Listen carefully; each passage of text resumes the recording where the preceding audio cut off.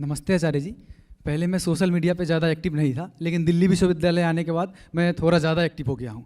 तो मैं देखता हूँ सोशल मीडिया पे आजकल बहुत सारे बाबा लोग हैं जो अपना आधिकारिक ऐप बना लिए है और ऐड के माध्यम से प्रचार कर रहे हैं कि वो हमारे जन्म कुंडली देखकर, हमारा ग्रह नक्षत्र देखकर हमें बताएंगे कि हम किससे प्रेम करते हैं, हमारा शादी कब और किससे होगा, हमें नौकरी कब मिलेगा। आपसे सीखा है कि ये सब अंधविश्वास है, कोई जोड़ा पूर्व में निर्धारित नहीं होता। तो फिर सरकार इन्हें बैन क्यों नहीं करती है अगर ये अंधविश्वास है तो? अरे बाबा, क्या पूछ रहे हो?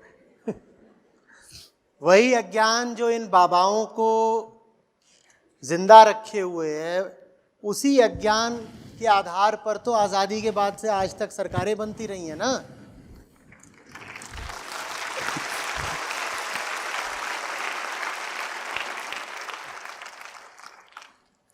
अज्ञान अगर इसलिए हटा दिया कि ये बाबा लोग झाड़ फूक और जंतर मंतर और भविष्य और अतीत और ये सब नाटक कर रहे हैं, इस नाते अगर अज्ञान हटा दिया तो सरकारें भी तो गिर जाएंगी।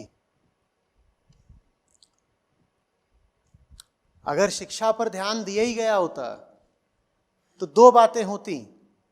भारत में 1947 के बाद से जो सबसे बड़ा अपराध हुआ है वो ये कि हमने शिक्षा पर ध्यान नहीं दिया। भारत के साथ ही पूरा जो दक्षिण पूर्व एशिया था वो आज़ाद हुआ था।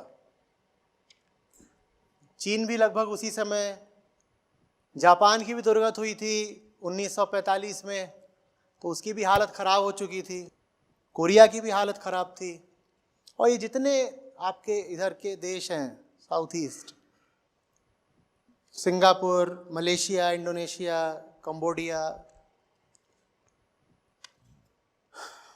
ये सब लगभग एक समय पर ही अपनी यात्रा शुरू कर रहे थे, सब के सब। फिलीपींस, इनमें और भारत में अंतर क्या रहा? इनमें और भारत में अंतर ये रहा कि भारत ने शिक्षा को सबसे कम कीमत का समझा। आजादी के बाद के दशकों में शिक्षा के बहुत जबरदस्त कुछ स्तंभ खड़े भी किए गए, तो वो उच्च शिक्षा में थे, उच्चतर शिक्षा में थे। हम IIT IIM वगैरह का नाम लेते हैं, हम ISC की बात करते हैं। ISC तो खैर आज़ादी से पहले का है। हम एम्स की बात करते हैं, हम कुछ अन्य संस्थानों की बात करते हैं, लेकिन भूलना नहीं चाहिए कि इन संस्थानों में पहुंचने वाले लोग लाखों में एक थे। जिन लोगों को शिक्षा की ज़रूरत थी, वो सब लोग जो शिक्षा की धारा में प्रवेश करते हैं 4 साल 5 साल की उम्र में, उनमें से लाखों में कोई एक होता है जो जा करके हायर एजुकेशन के इन मंदिरों से लाभ उठा पाता है। और जो लाभ उठाते हैं उनमें से भी बहुत सारे तो बाहर चले जाते हैं। तो जो भारत में ही रहने वाले लोग हैं उनकी बड़ी दुर्दशा रही। भारत का जो आधारभूत शैक्षणिक ढांचा है वो आज भी विश्व के दुर्बलतम में से एक है। उसका नतीजा यह है कि आम भारतीय बहुत अनपढ़ है। बड़ा गंदा लगेगा सुनने में, पर ऐसी ही बात है।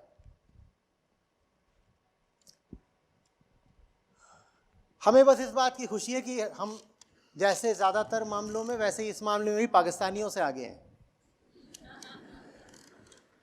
पाकिस्तानियों से, बस बांग्लादेशियों से नहीं, वो निकल गए आगे।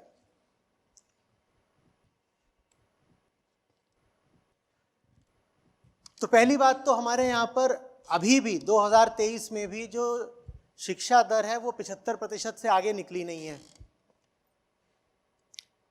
25% तो हमारे यहाँ आधिकारिक रूप से अनपढ़ हैं, ऑफिशियली इलिटरेट 25%। और यह जो 75% है, इसमें बहुत बड़ा अनुपात उनका है जो बस अपना नाम लिख पाते हैं। सरकार के अनुसार अगर बैंक में आपको अंगूठा लगाने की जरूरत नहीं पड़ती तो आप साक्षर हो। आप अगर अपना नाम लिख सकते हो तो आप अनपढ़ में नहीं गिने जाते सरकारी दस्तावेजों में। अनपढ़ बस वो है जो अंगूठा छाप है। अंगूठा छाप नहीं हो तो सरकार के हिसाब से आप। सच तो यह है कि पढ़ने लिखने वाले भारतीय जो सचमुच पढ़ सकते हो शायद अभी भी 50% भी ना हो देश में। 25% तो वो जो आधिकारिक रूप ऑफिशियली इलिटरेट, पढ़ ही नहीं सकते। 25% वो जिनको बस अपना नाम लिखना आता है, तो कहीं पर कुछ होता है तो अपना नाम लिख देते हैं। उसके बाद उनकी संख्या आती है जो पढ़ना तो जानते हैं पर पढ़ने की कीमत नहीं जानते। तो उनको अगर दिया जाए अखबार की पढ़ लो तो कोशिश करके पढ़ तो लेंगे पर वो कोशिश करेंगे ही नहीं, क्योंकि उन्हें पढ़ने का मूल्य नहीं पता। पढ़ने का मूल्य भी तो शिक्षा बताती है ना। अगर शिक्षा ही ठीक ना हो तो कैसे पता चलेगा कि शिक्षा का मूल्य क्या है। पढ़ाई लिखाई का बहुत मूल्य है, ये भी तो पढ़ाई लिखाई ही बताती है ना। पढ़े लिखे ना हो तो ये भी नहीं पता होगा कि हम पढ़े लिखे नहीं है, कितना कुछ गंवा दिया जिंदगी में। कुल मिलाकर के जिनको आप शिक्षित कह सको, शिक्षित व्यक्ति वो होता है जिसके सोचने समझने की शक्ति जागृत हो गई है। शिक्षित लोग भारत में, मुझे ताज्जुब होगा अगर 1 या 2% से ज्यादा है। 100 में से 1 व्यक्ति है भारत में जो शिक्षित है। आपने 2 नाम लिए, आपने कहा एक बाबा और एक सरकार। 1% शिक्षित लोग हैं, 99% अशिक्षित हैं। उन्हीं अशिक्षितों से बाबा भी चल रहे हैं, उन्हीं से सरकारें भी चलती आई आज तक। सरकारें कैसे ये जंतर मंतर और अंधविश्वास बंद कर देंगी? नहीं कर सकती। सरकारी स्कूलों की क्या हालत होती है, और ज्यादातर लोग पढ़ाई तो सरकारी स्कूलों में कर रहे हैं। क्या हालत है वहां शिक्षा की? किसको क्या पता है? किसकी सोचने की क्षमता जागृत हो रही है?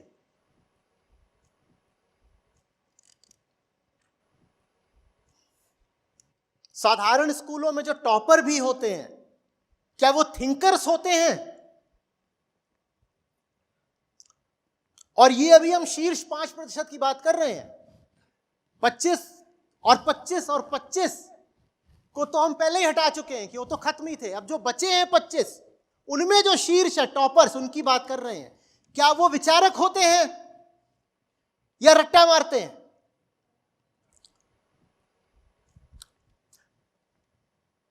बहुत ज्यादा साल नहीं बीते, उत्तर प्रदेश की एक सरकार ने बाकायदा आधिकारिक रूप से नकल करा करके लड़कों को बोर्ड पास कराया था।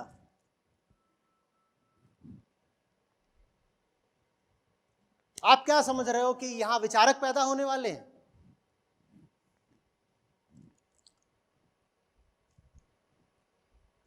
जो भारत में staple bread and butter degree हैं वो है बीए और बीएससी।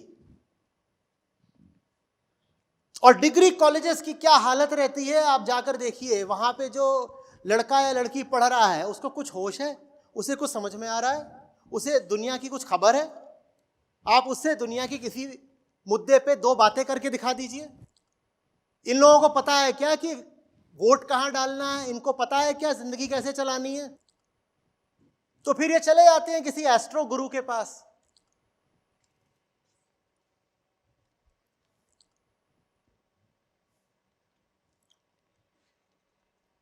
आपको कोई ताज्जुब होता है क्या जब आप देखते हो कि कोई व्यक्ति बोलता है साहब मैं एमए हूं, और वो जबरदस्त अंधविश्वासी होता है? कोई ताज्जुब होता है क्या? अगर वो सचमुच एमए होता तो अंधविश्वासी कैसे हो सकता था? अभी हम उनकी नहीं बात कर रहे जो शिक्षा पा ही नहीं पाए, हम उनकी बात कर रहे हैं जिन्होंने पा ली। हमारा तंत्र इतना दीमक से चटा हुआ है कि यहां जो बीए एमए करके बैठे हैं वो भी अशिक्षित ही उनको जानिए आप।